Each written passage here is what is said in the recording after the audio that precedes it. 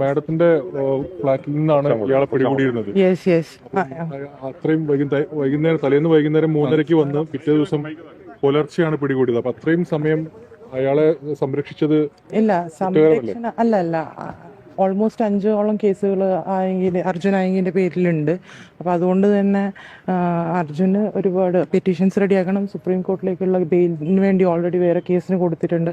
അതിൻ്റെ കാര്യങ്ങളും എല്ലാം സംസാരിക്കണമായിരുന്നു. അപ്പം അർജുന് മെന്റലി സറണ്ടർ ആവാനുള്ള പ്രിപ്പറേഷനും കൂടിയായിരുന്നു ആ ഒരു ടൈം എന്ന് പറയുന്നത്. അതെ. പോലീസ് സ്ക്വാഡ് വരികയും ഒരു ഒബ്സ്ട്രക്ഷനും ഇല്ല. അവിടെ നിന്ന് തന്നെ ഡോറ് തുറന്നു, അവര് അത് കൂട്ടിക്കൊണ്ടുപോയി. അത്രയും ഉണ്ടായിരുന്നു, റെഡി ആയിരുന്നു. അതെ, അങ്ങോട്ട് വന്നത്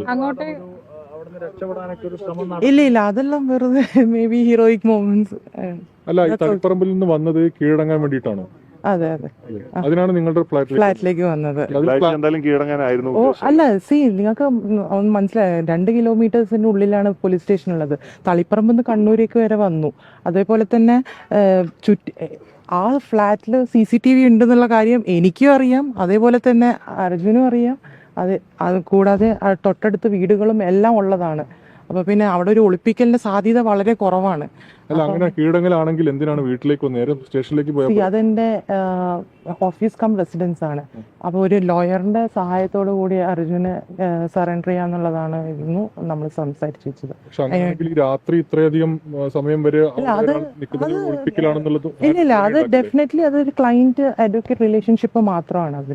അതിന് ബേസിക്കലി വേറെ ഒരു കാര്യങ്ങളും ഇല്ല. That's all. സുപ്രീം കോടതിയിൽ പോകാനായിരുന്നു ഉദ്ദേശം. വേറെ കേസുകളിൽ ബെയിൽ മൂവ് ചെയ്യാനുണ്ടായിരുന്നു. Okay, thank U.